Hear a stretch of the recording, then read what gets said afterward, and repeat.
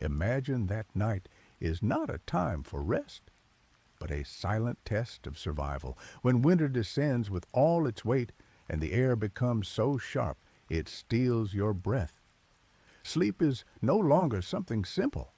It becomes a quiet gamble between warmth and death. In a world without heating, without insulated walls, without soft blankets, humans had to invent sleep. They were not searching for comfort, only for a way to make it until morning. In those distant times when the earth disappeared beneath deep layers of snow, humans discovered their first true weapon against the cold: fire, a small spark, born from stone and friction. Yet it meant life. Bodies gathered around it, men, women, and children, not out of affection, but because the warmth was never enough for everyone. They slept close to it, because stepping away meant facing the freezing dark alone. The flame was more than heat, it was reassurance, a quiet signal that the night had not yet won. Over time, humans learned something else. That place could also be protection. Caves were not just shelter, they were shields of stone at their entrances. Fires burned, holding back the wind and keeping danger away. Inside, bodies lay on layers of straw and dry leaves, close together, pressed tightly, like a single body trying to hold on to its warmth. Sleep was never deep, only short, fragile moments, broken by awareness, as if the mind refused to fully let go. And as winters grew harsher, fire alone was no longer enough. Inside simple huts, humans lived side by side with animals, not just by necessity, but because their warmth mattered. In one corner, cows and goats. In the other, an entire family.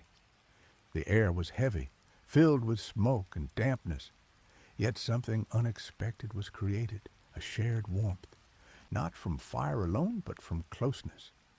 The ground itself was the enemy, cold, hard, stealing heat from the body in seconds. That is why straw was never just a bed. Layer upon layer, it trapped warmth, creating a fragile barrier between human skin and frozen lard. And clothing was never removed. Heavy layers of wool and rough fabric, worn day and night, like armor against the cold. Sleeping inside them felt like hiding in a shell, protective, yet heavy and suffocating. But not everyone slept in shelter. On the open roads, sleep became something else entirely. Travelers crossing the snow had no real choice.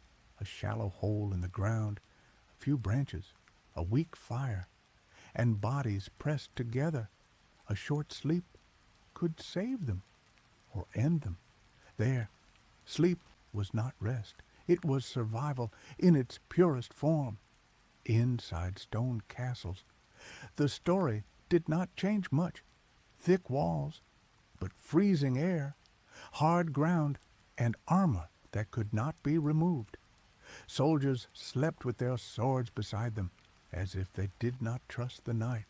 Close together, surrounded by noise, yet exhaustion always won. At sea, the struggle continued. Wooden ships never stood still. The floors were wet, the air heavy with salt and cold. Sleep there was unstable. Tight spaces, restless bodies, and endless sound. Waves crashing, wind howling, wood creaking in the dark. And still, they slept, because when the body reaches its limit, it does not ask for comfort. It demands rest. Even the cities offered no safety for everyone. The poor slept in markets, against walls, on frozen stone. No warmth, no security, only closeness and the hope that it would be enough. Light sleep, half-open eyes, hands holding tightly to what little remained. And yet, through all of this, humans learned something remarkable. That sleep does not require comfort, only adaptation. that the body can find peace even in the harshest conditions if it has a reason to continue. And now, as you listen from a place of warmth and safety, perhaps you can let your thoughts slow down, let your breathing soften, and remember that sleep was once a quiet victory over a very long night.